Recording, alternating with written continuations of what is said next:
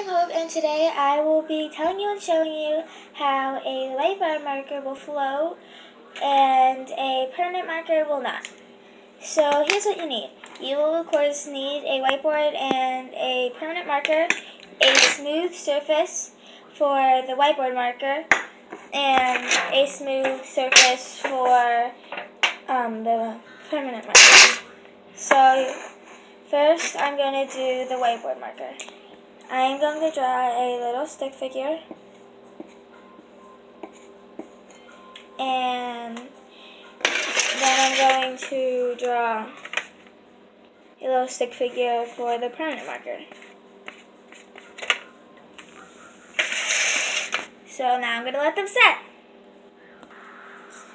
Okay, so they have dried now, and I am going to first pour the water on the permanent marker. And it has to be room temperature because if it was cold, it would set and then it wouldn't come up. So let's see if this will come up or not.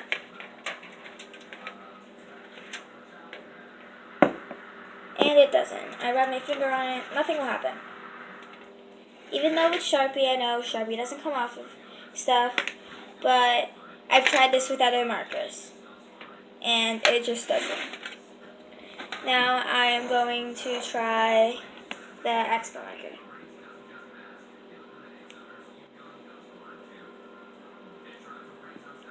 And I know it fell apart.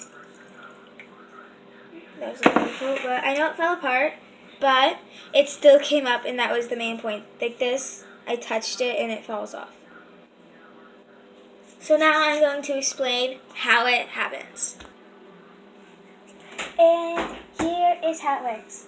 So when dry erase markers have different ingredients than the regular markers. Permanent markers have stronger adhesives to stick to any surface, but dry erase markers have a solvent, which is some kind of alcohol, and a resin which makes it erasable and keeps it from sticking to smooth surfaces.